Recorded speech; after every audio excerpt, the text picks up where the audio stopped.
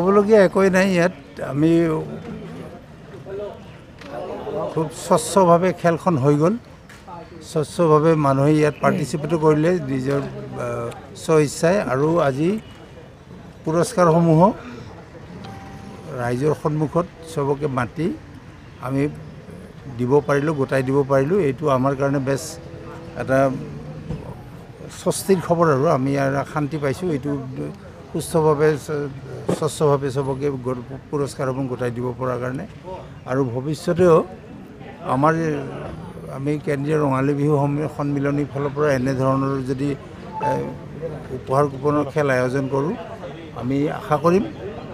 যে ৰাইজে যাতে এইবাৰৰ দৰে আগলৈ আমাৰ লগত সহযোগ কৰে আৰু আমি সুস্থভাৱে এনেকৈ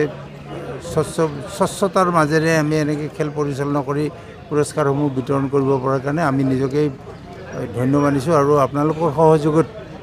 আপোনালোকে যি ধৰণে আমাৰ লগত সহযোগ কৰিলে আপোনালোককো ধন্যবাদ জনাইছোঁ আৰু লগতে পুৰস্কাৰ বিজেতা যিসকল আমাৰ পুৰস্কাৰ বিজেতা আছিলে তেওঁলোককো আমি ধন্যবাদ জনাইছোঁ তেওঁলোকৰ ভৱিষ্যত কামনা কৰিছোঁ তেওঁলোকে যেন এই পুৰস্কাৰসমূহৰ জৰিয়তে আমাৰ যিটো প্ৰচেষ্টা উপহাৰ কুপনৰ খেলৰ প্ৰচেষ্টা ভৱিষ্যতে যাতে আমাৰ লগত সহযোগ কৰে প্ৰথম পুৰস্কাৰ পাইছে আমাৰ বঙাইগাঁৱৰ ওচৰৰে কাকৈজানা বুলি জেগা এখন ঠাকুৰাণীপাৰা অমূল্য বৰ্মন বুলি তেওঁ এখন আল্ট্ৰাবাছ পাইছে কিন্তু আল্ট্ৰাবাছ পাইছে যদিও তেওঁ আমি যিটো গম পাইছোঁ তেওঁ মানে বেছ হেৰি আৰু সচ্ছল নহয় তেওঁ মানে এতিয়া বাছখন কেনেকৈ ৰাখিব নাৰাখিব এই লৈ তেওঁ নিজে এটা সমস্যাত পৰিছে তথাপিও আমি ভাল পাইছোঁ যে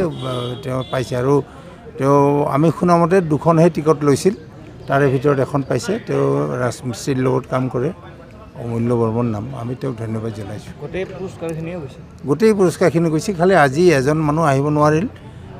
মানে তেওঁৰ কোনোবা ৰিলেটিভ ঢুকাইছে তেওঁ জনাইছে আমাক যে সেইকাৰণে তেওঁ আজি উপস্থিত থাকিব নোৱাৰিল আজি পুৰস্কাৰটো গ্ৰহণ কৰিব নোৱাৰিল আৰু বাকী 14জনে লৈ লৈছে 15খন আছিল 2খন আল্ট্ৰাবাছ আছিলে আৰু বাকী 13খন সৰু সৰু বাহন আছিল ইয়াৰে ভিতৰত এখন আমি গোটাব নোৱাৰিলোঁ কাৰণ তেওঁৰ পৰিয়ালৰ তেওঁৰ কোনোবা আত্মীয় ঢুকাইছে কাৰণে আহিব নোৱাৰিলে এই খবৰটো দিছে আৰু সেইখন ৰৈ গ'ল বাকীখিনি চব লৈ গ'ল।